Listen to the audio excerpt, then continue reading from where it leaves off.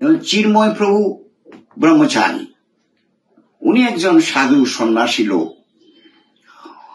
উনাকে খাটো করার জন্য, উনার যে একটা আন্দোলনকে ছোট করে দেওয়ার জন্য উনার বিরুদ্ধে যে প্রক্রিয়াগুলো আরম্ভ হয়েছে, এটা চিন্তা করা যায় না। কারণ চিন্ময় প্রভুকে সবাই ভালোবাসে। উনার আন্দোলন অগ্রগতি পথে যথেষ্ট চলেছে সারা বাংলাদেশে, চট্টগ্রাম, ঢাকা, রাজশাহী, দিনাজপুর, রংপুর। উনি আন্দোলন আরম্ভ করেছিলেন। এটা কিন্তু ধর্মীয় কোনো ব্যাপার নয়, এটা হলো মানুষকে জাগরণ করা, জাগ্রত করা, মানুষকে বুঝানো যে 8 দফা দাবি উনি দিয়েছেন চিন্ময় প্রভু। 8 দফা দাবি কিছুই না, এটা সামান্য একটা দাবি যেগুলা সংখ্যালঘুরা পাচ্ছে না। এই দাবিটা আমাদের মানবাধিকার সংগঠনের আছে। আমরা বহু আগে থেকেই এই দাবিগুলা শেখ হাসিনার আমলেও করা হয়েছে, খালেদা জিয়ার আমলেও করা হয়েছে, এবং পরবর্তী যে জেনারেল এরশাদ তার আমলেও আমরা এটা করা হয়েছে। কিন্তু no successive government of Bangladesh could identify those problems of the Bangladeshi minority people. চিন্ময় প্রভু আন্দোলনটা আরম্ভ করেছে, সবাই জাগরিত হচ্ছে, তখন একটা অংশ খুবই ক্ষুব্ধ হয়ে গেছে। বাংলাদেশে এরকম একটা হিন্দু কি করে এত জাগরণ সৃষ্টি করতে পারে? সবার মনের মধ্যে একটা চিন্তা ঢুকে গেছে যে এইটাকে কিভাবে দমানো যায়, এই চিন্তা। আমরা কোন ধর্মীয় রাজনীতি পছন্দ করি না, বিশেষ করে আমরা সাম্প্রদায়িক নই, এবং সাম্প্রদায়িকতা দেশে করতে দেব না, যেহেতু আমরা দেশটা স্বাধীন করেছি 71 সালে মুক্তিযুদ্ধের মাধ্যমে। কিন্তু এই যে আমাদের সংগঠন human rights Congress for Bangladesh minority and also Bangladesh minority watch, আমরা অবজার্ভ করছি যে কিভাবে এথনিক ক্লিনজিং হচ্ছে বাংলাদেশে মাইনরিটিদের উপরে। সেটা আমরা ডকুমেন্টেশন করছি সিন্স 1992। আমরা সেই ডকুমেন্টেশন আমাদের কাছে আছে, আমাদের এভিডেন্স আছে, আমরা দেখাতে পারবো।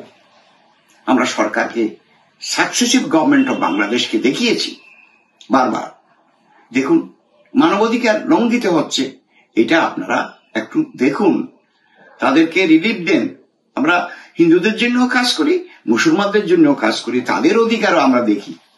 আমরা কেউ কারো বিরুদ্ধে নয়। সেডিশনের মামলা, রাষ্ট্রদ্রোহিতার মামলা, তো রাষ্ট্রদ্রোহিতা কোথায় ওনারা আইডেন্টিফাই করলেন। উনি যখন দাবি করলেন 8 দফা দাবি করলেন, উনি বিভিন্ন প্রোগ্রামে যাচ্ছেন। এটা কোনো সশস্ত্র বিপ্লব নয়, শান্তিপূর্ণ সহ অবস্থানের একটা বিপ্লব। উনি তো কখনো বলেনি আমি শুধু হিন্দুর জন্য করি, উনি তো কখনো বলেনি আমি শুধু আদিবাসীদের জন্য করি, উনি কখনো বলেনি আমি শুধু বুদ্ধিস্টদের জন্য করি। উনি বলেছে নিপীড়িত জনগণের জন্য আমরা আছি, উনি বলেছেন এই কথাটা। তাহলে তাই বলে উনি কি সন্ত্রাসী হয়ে গেল? একটা মামলা ওনার বিরুদ্ধে টুকিয়ে দেওয়া হলো। মামলাটা কি? মামলাটা হলো সেডিশন, দেশদ্রোহিতা। বাংলাদেশের পতাকা আর গৌরীয় একটা পতাকা একত্রে উঠানো হয়েছিল। সেই পতাকাটা বাংলাদেশের কিনা সেটা আগে আইডেন্টিফাই করতে হবে। এই পতাকাটা বাংলাদেশি, কিন্তু সেখানে তারা খচিত, তারা যে আছে ওইটা খচিত। তো কি করে বলা হলো বাংলাদেশের ভাবমূর্তি উনি নষ্ট করেছেন? এটার উপর ভিত্তি করে একটা এলিগেশন ওনার বিরুদ্ধে আনা হলো। তাও এনেছে কে? বিএনপির একজন নেতা এনে উনি মামলা করে দিলেন। মামলা করার পরে বিএনপির লোকজন দেখলো এটা ভালো হয়নি, ভালো কাজ হয়নি, এটা প্রপারলি এটা করা হয়নি, এই জন্য তাকে সাসপেন্ড করা হলো বিএনপি থেকে। সাসপেনশন থাকা অবস্থায় যখন দেখলো চিন্ময় প্রভুর মানে তার খ্যাতি আস্তে আস্তে করে উঠে যাচ্ছে, লোক হচ্ছে 1 লাখ 2 লাখ 3 লাখ 4 লাখ করে প্রতিটা আপনার মিটিংয়ে। এখন সরকার মনে করলো, ইন্টারিম গভর্নমেন্ট মনে করলো এটা একটা বিপদ, কি করা যায়। তারা চিন্তা করলো যদি চিন্ময় প্রভুকে আটকানো না যায় তাইলে কিন্তু তাদের ক্ষমতা থাকবে না। এই কারণে তাকে এই মামলায় ইমপ্লিকেট করা হলো এবং তাকে মামলা দিয়ে ঢাকাতে তাকে অ্যারেস্ট করা হলো। উনি বিমানবন্দরে চট্টগ্রাম যাচ্ছিলেন, তাকে ওখানে অ্যারেস্ট করা হলো, আমরা দেখতে গেলাম। আমার প্রশ্ন হচ্ছে সেডিশন কেস গুলো যখন হয়, এজ এ লয়ার আমি বলতে পারি, সেখানে স্যাংশন নিতে হয়, গভর্নমেন্টের পারমিশন নিতে হয়, but no permission was accorded at that time. যখন উনি বেল পেলেন না তখন মানুষ ক্ষোভ প্রকাশ করেছে, সেখানে হিন্দুও আছে, মুসলমানরাও কিছু আছে। এবং এইটাতে হয়েছে কি, একটা মুসলিম অ্যাডভোকেট মারা গেলেন। কার আঘাতে মারা গেলেন সেটা আপনি পর্যালোচনা না করে বলেছে হিন্দুরাই তাকে মারা হয়েছে, তাকে মারছে। It is not true at all, এটা কখনো হতে পারে না। তারপরেও আমরা ইনভেস্টিগেশন করে দেখলাম ওই যে ভিডিওগুলো আছে, সেখানে ভিডিওতে প্রকাশিত হয়েছে কোন হিন্দু লয়ার সেখানে যায়নি। 71 জন হিন্দু লয়ারের বিরুদ্ধে মামলা করে দিল সরকার, এবং ওই মামলার সঙ্গে এই মামলা জুড়ে দিল। ওই মামলা 1 সপ্তাহ আগে, আর এই মামলা হলো আরো 3 দিন পরে। আপনি চিন্তা করতে পারেন, হিউম্যান রাইটস সেখানে লঙ্ঘিত হলো না। মামলা আপনি করেছেন, মামলা যদি আপনি করতে হয় আপনার শৃঙ্খলা বোধ আছে, নিয়ম আছে, আইন আছে, আইনের মাপকাঠিতে তো আপনার বিচার হবে। কোর্টে মামলা করতে যায়, তখন মামলা করতে গিয়ে আমি বুঝতে পারলাম কিভাবে যে ডিসক্রিমিনেশন গুলো হচ্ছে। আমি চিন্ময় কুমার ব্রহ্মচারী, চিন্ময় দাস ব্রহ্মচারীর ওকালতনামা নিয়ে আমি প্রেজেন্ট হয়েছি। আমাকে প্রথম দিন কেস করতে দিল না, প্রথম দিন আমি নিগৃহীত হয়েছি। দ্বিতীয় দিন আবার ওকালতনামা নিয়ে যখন প্রডিউস করলাম, সেদিনও আমাকে মামলা করতে দিল না।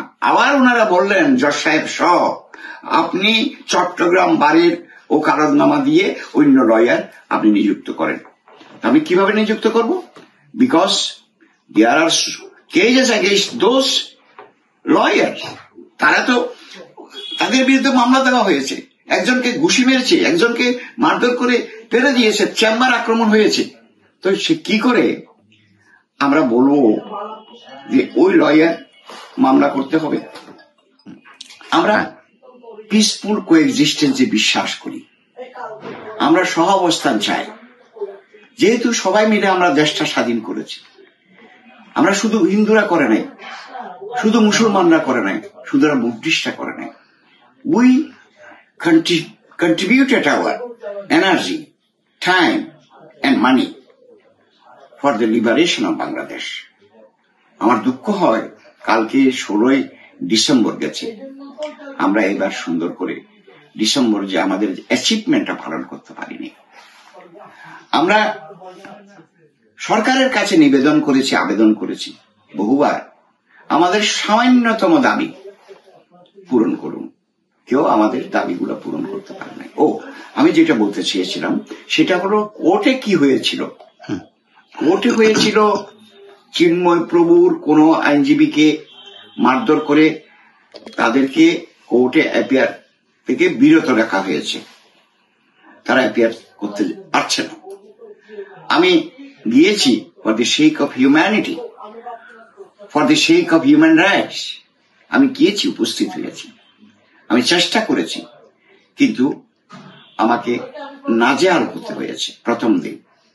দ্বিতীয় দিন পুলিশ ছিল, প্রথম দিনও পুলিশ ছিল, কিন্তু পুলিশকে ওরা পরোয়া করে না। আমি জজ সাহেবকে বললাম, I am authorised lawyer because I have got সনদ, হাইকোর্টের সনদ আমার আছে, সুপ্রিম কোর্টের সনদ আমার আছে, তাহলে আমি কি অ্যাপিয়ার করতে পারবো না?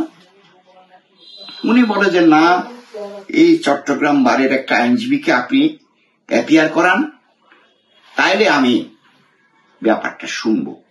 তো ইজ ইট নট ডিসক্রিমিনেশন? চট্টগ্রামের লয়াররা, তাদের বিরুদ্ধে মামলা, তাদেরকে কোথা থেকে পাবো? তারপরেও আমি বলেছিলাম আপনারা মুসলিম লয়ার আমি এনগেজ করব, ওদেরকে অ্যালাউ করবেন কিনা। মুসলিম লয়ার যারা ছিল, সেক্রেটারি, প্রেসিডেন্ট, দুজনকেই বললাম ওনারা অ্যাপিয়ার করতে রাজি না, ওনার পক্ষে ফাইট করতে রাজি না। তাইলে লয়ার কোথায় পাবে? তো লয়ার বিহীন সে জাস্টিস তো পেতে পারে না। জজ সাহেব তো মানে দুই চোখ আছে জজ সাহেবের, কোনটা শুনবে? উভয় পক্ষে শুনে রায় দিবে তো, তাহলে এক পক্ষ না শুনে রায় দিবে কি করে? তো দ্যাট শুড বি স্টপ। যে একটা লয়ারকে বারণ করা, আপনি প্র্যাকটিস করবেন না, আপনি প্র্যাকটিস করতে পারবেন না এবারে, এটা তো হতে পারে না। There is no law in the world, not only our country, that should be stop. আমাদের ভিডিও ভালো লাগলে লাইক এবং শেয়ার করুন, কমেন্ট সেকশনে গিয়ে জানান আপনাদের মতামত। আরও ভিডিও পেতে আমাদের চ্যানেল সাবস্ক্রাইব করুন এবং প্রতি মুহূর্তে খবরের আপডেট পেতে প্রেস করুন বেল আইকন।